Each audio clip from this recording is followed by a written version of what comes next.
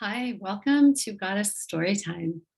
This month's theme is Mary Magdalene, as it is July currently, and July 22nd is Mary Magdalene Feast Day. When I think of Mary Magdalene, I'm immediately brought to my teenage self. At age of 16, I was just discovering my sexuality, my sensuality. I can remember having black silk stockings with garters and black patent leather shoes that I liked to sort of prance around um, in my bedroom as a 16-year-old in front of the mirror. And I was discovering my sensual self. I also was the vice president of my church youth group, and I was an acolyte. I carried the cross on Sunday mornings down the aisle. I loved to read the gospel on Sunday mornings. My whole family was very involved in our church. My mother was in the church choir, and I even was the Virgin Mary on the Christmas Eve pageant. And I actually remember on that Christmas Eve pageant, when I was the Virgin Mary, I had my toenails painted bright red, and my minister, who had a great sense of humor and was actually very liberal, and he looked down and was like, "Hey, that's a very sexy Mary we have going on here." I bring these memories up to the surface because I feel like, number one, at that age, when we're like 14, 15, 16, 17 years old, is when we're hormonally starting to come into ourselves as a sexual being, as a young woman. And we're also navigating in our cultural landscape uh, between these energies of being a good girl or a bad girl. And I felt this extreme kind of attraction to the church and to my sexuality. And I experienced that as, in some ways, a conflict. I was very fortunate that my family wasn't super extreme, although my family was very Christian and very religious. They had kind of a more liberal approach to it all. So it wasn't super extreme, but it's something that's woven into our culture, whether you're religious or not, this discomfort around female sexuality, and then this idea of the good girl and the bad girl, and like who we are in church. And I can remember one of the most powerful memories I have around that time was between Good Friday and Easter Sunday morning. We would have something called the Watch, where in the small chapel to the side of the church, it was filled with lilies and all of these beautiful flowers. And someone had to be there on the watch continuously between Friday, that Good Friday, when Jesus was put on the cross, and Sunday when he resurrected, Easter Sunday, right? That story. And one of my favorite things to do was to sign up to be there like at night, somewhere like maybe Saturday night at like 10 p.m. and to be alone in the chapel and smelling the lilies and the candles and feeling this profound connection to God. And it was really when I learned about Mary Magdalene that all made a lot more sense to me. And so I want to just talk to you a little bit about Mary Magdalene, and the fact that, number one, she's become a repository in our current time for women's like fantasies and stories and fictions and imaginations around who she was. And there's a lot of fodder for that. There's fictional stories, there's channeled, lots of people channeling Mary Magdalene, and and a lot of conjecture that she was his wife, that or his partner, that they were sexually involved, that she was the mother to a child. And there's actually very little that we could say is corroborated sort of fact around her.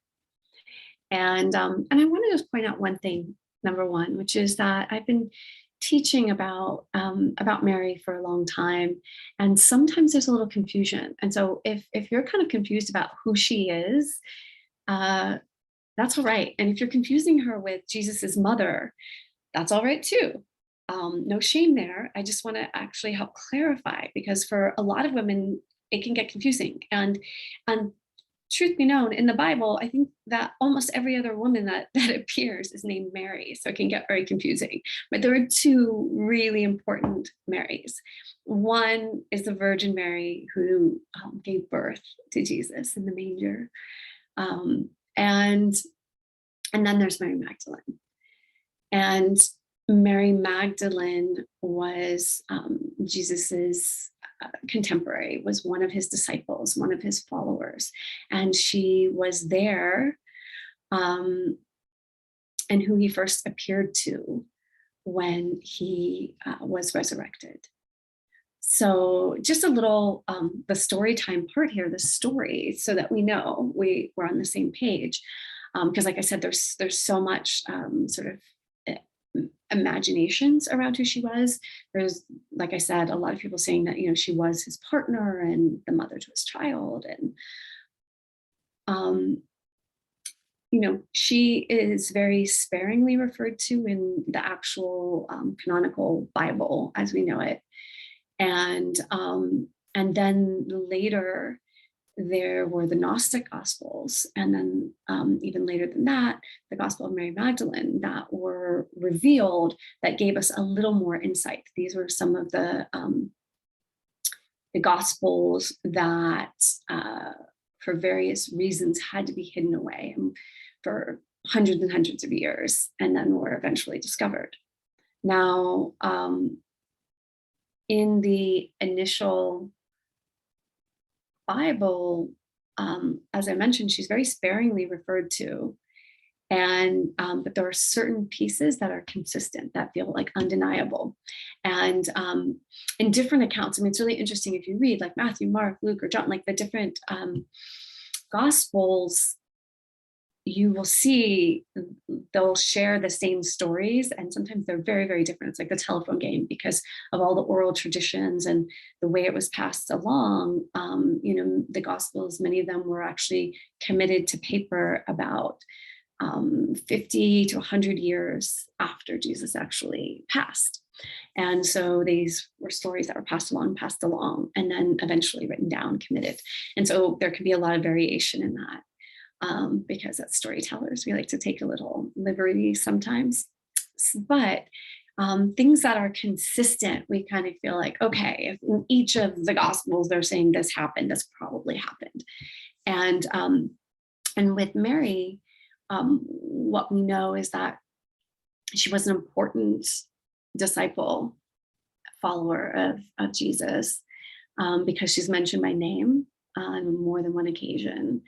And that she was there along with his mother and some other women. They were the women who stayed while he was on the cross. And Mary herself alone went and was there at the grave and discovered that his body had been taken. And he appeared to her and let her know that he had been resurrected, that he was living beyond the body. And so essentially the most important kind of aspect of the Christian tradition, this idea of the death and the resurrection, is really all comes from Mary. In that sense, she is the apostle to the apostles. She is the most important of all the disciples.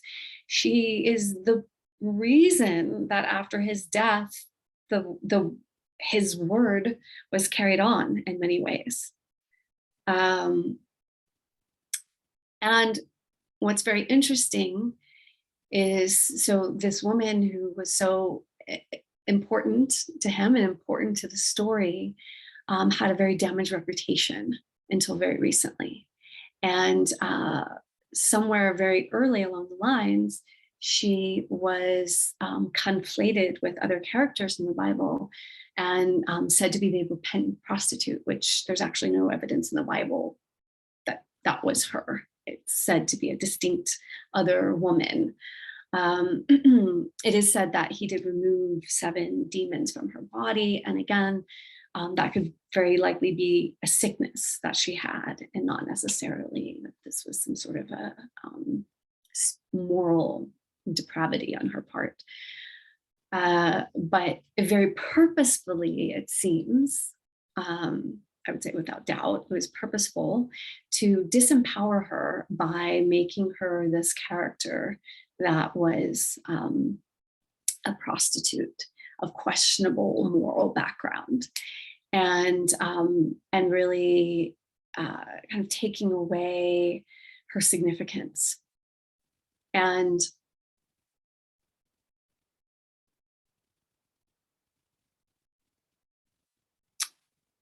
it's only very recently that that has been kind of recognized by the Catholic Church. I believe it's only been about, I think, maybe 5 years ago that the Pope declared her a saint and gave her her own feast day, which is July 22nd, and really acknowledged her significance. And for me, that was a very emotional day, a very emotional experience to know that happened, because it felt, that purposeful, that those actions that were taken to deny her significance and tarnish her reputation seemed very purposeful, because it was the overall, I would say, approach or to women, belief around women having, being able to be someone that could be that important in the church, to be a leader, to be a guide, to be someone that was that important to Jesus. And it feels like a vindication for all women, for her to finally be able to have her place.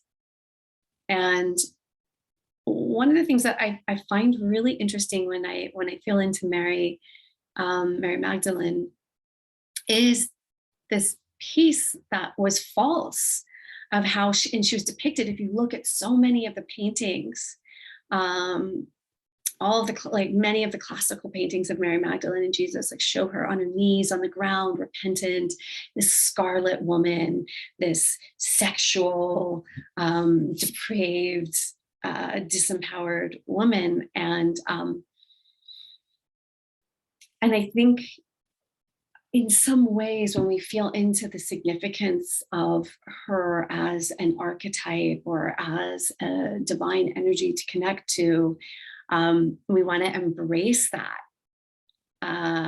in the sense that perhaps I kind of feel like there's a part of her just sort of smirking at it, that was almost like needed to happen, and that she was almost like offered herself up to be like, make me this scarlet sexual woman, and then to be allowed to have this vindication where, this separation that we've been put through in this Judeo-Christian society that most of us have lived in, a society that's based on those religious principles, that has really divorced our sexuality from that part of us that is connected to God.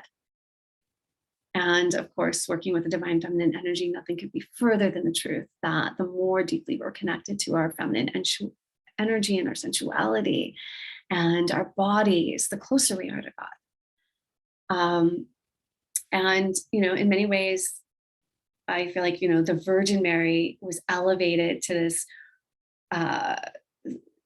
this symbol and this role of this like absolutely pure feminine, that she was even born without sin.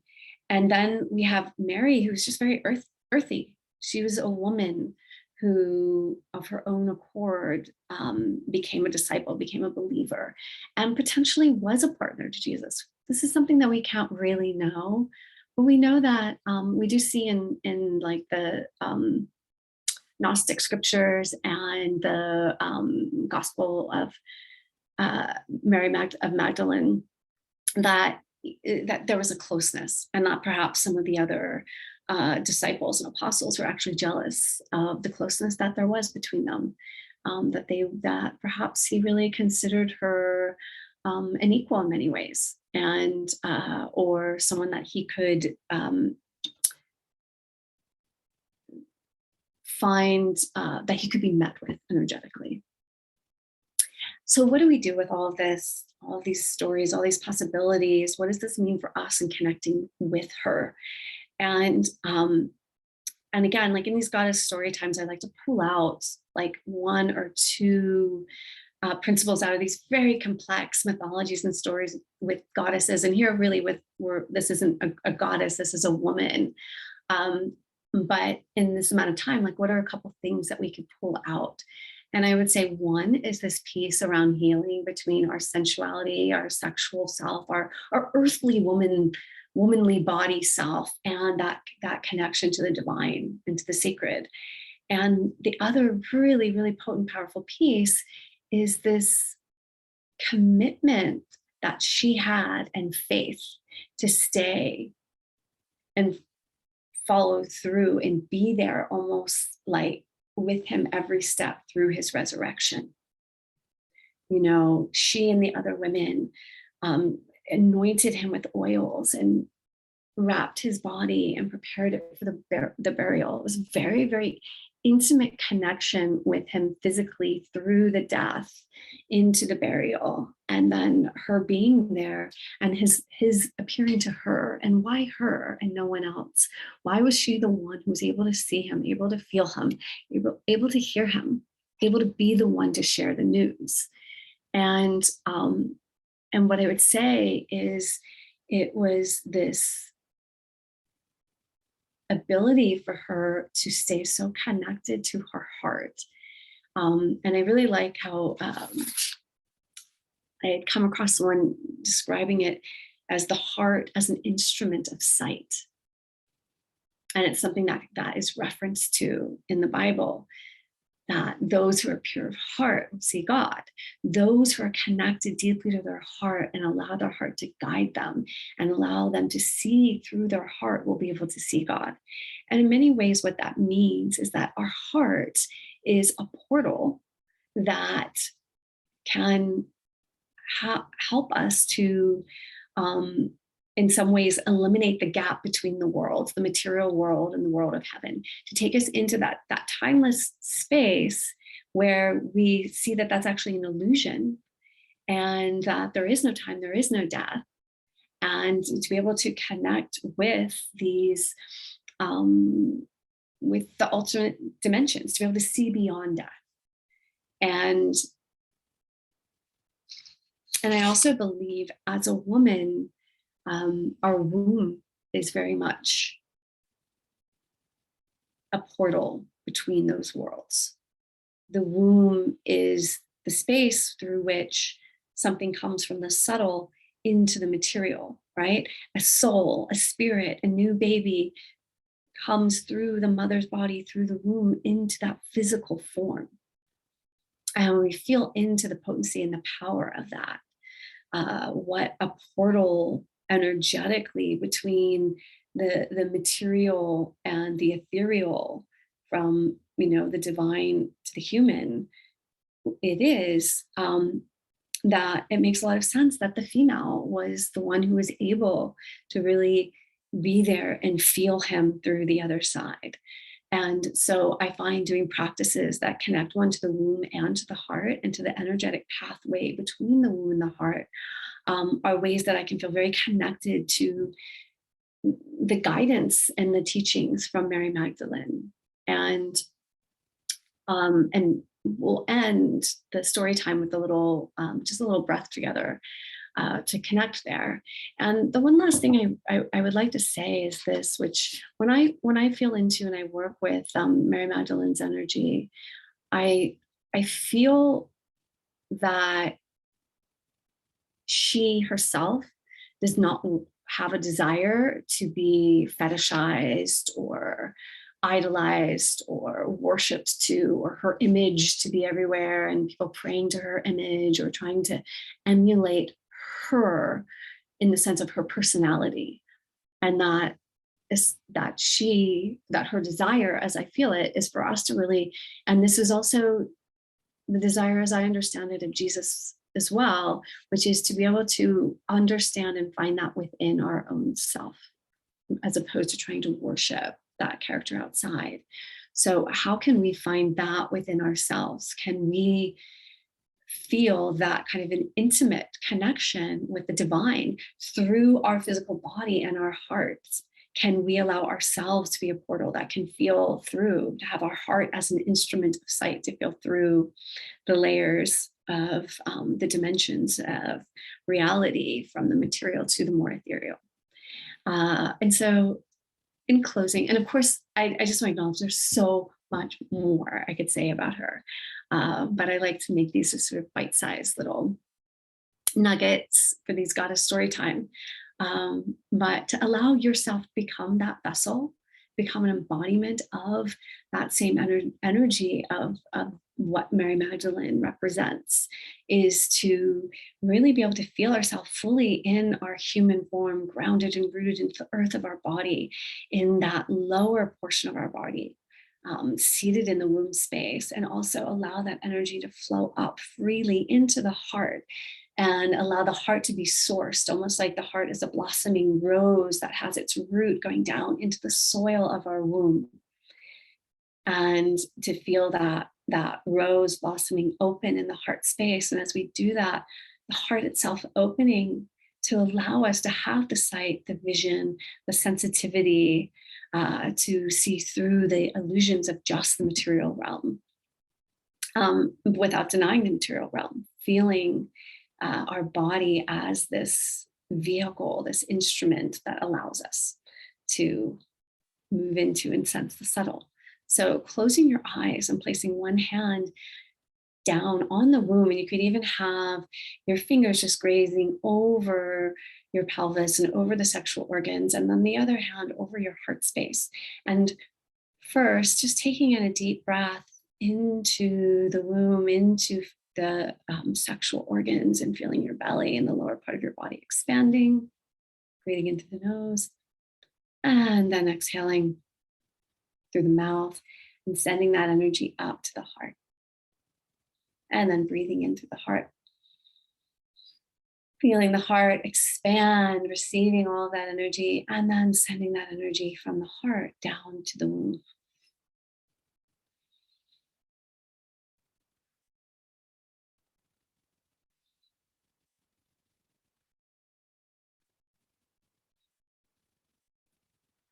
And you can breathe back and forth in your own rhythm between the heart and the womb and the heart.